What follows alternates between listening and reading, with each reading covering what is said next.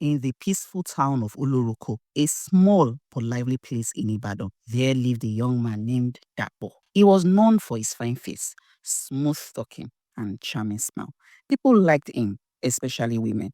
Dapo had a girlfriend named Tola. She was sweet, gentle, good, the type you would call a wife material. She sold Ankara clothes in the market and always greeted her elders with respect. She played with the children in the area and gave them money. Tola loved Dapo dearly, and everyone in town said they would marry very soon. Tola cooked for him, washed his clothes sometimes, and even gave him small money when his pocket was dry. She prayed for him every night, kneeling beside her small bed with her Bible in hand. But Dapo had a wandering eye. He liked parties and girls who dressed in shiny things. Though Tola was beautiful, he wanted more attention, more excitement, more of everything. To him, Tola was nothing but a boring girlfriend. One Saturday evening, Dapo followed his friend Kola to a birthday party at a hotel. There, he met a woman named Shei. She was tall, fair like a river sand, and her eyes shone like moonlight on water. Her hair was long and flowed and spread like seaweed. Shei wore a long blue dress that moved like waves when she walked. She spoke gently, and when she laughed, it sounded like a bell. Dapo was hooked from that moment. Shei touched his hand softly and said, "You look like a man of destiny." That night, Dapo forgot everything about Tola. He danced with Shei until the morning. From that day, he stopped visiting Tola. He ignored her calls and messages. Tola waited, confused and heartbroken, until her mother called her. "My daughter, let's go. He has made his choice." With that, Dapo started dating Shei openly. Within weeks, he proposed to her. Even his friends were shocked. His friends warned him, "You just met her. Slow down." But he said, "She is different. She is my queen."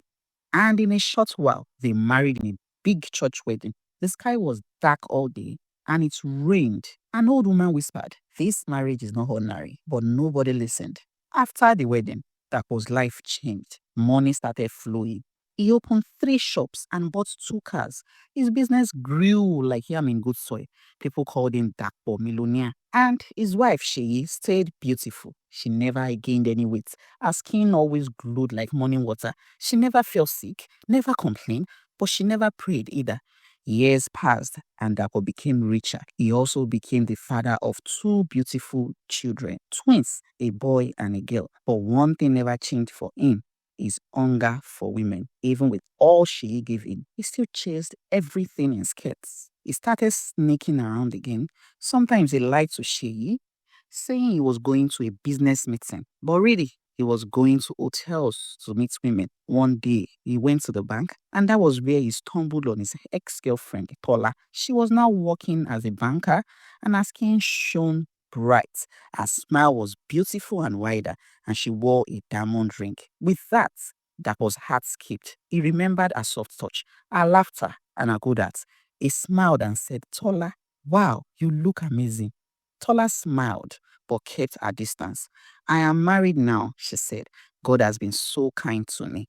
But Dako's heart twisted with regrets. That night, he dreamt of Tola. The following week, he started texting her, calling her, and even went as far as sending out flowers to her office.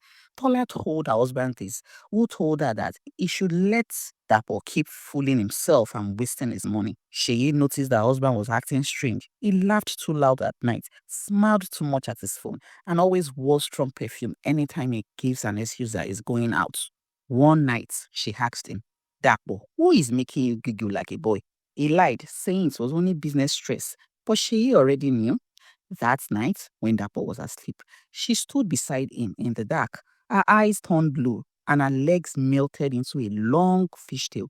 She whispered to the air in a language that no man could understand. And the very next day, Dapo lost his money. His shops caught fire. His car engine failed. One by one, his workers left without reason. Still, Dapo didn't stop. He still chased Tola and every other woman he could lay his eyes on. As for Tola, he kept asking her out for lunch. But Tola refused. "Respect my marriage," she would say.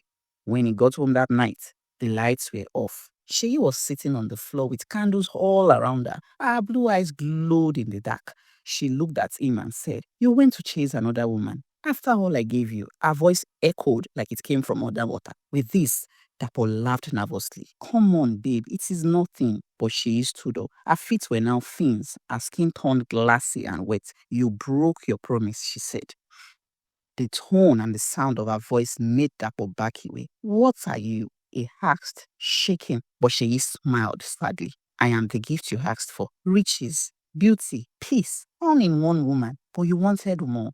He tried to run, but the floor became slippery like river stone. So he fell, and the water rose from the tiles, soaking the house. She stretched out her hand. You must return what you stole. My time, my trust, and my heart. Her voice shook the walls, but Dapo continued pleading. Please, I'll change. I swear. But Sheyi began to cry, and her tears became waves. The house filled with water up to the ceiling.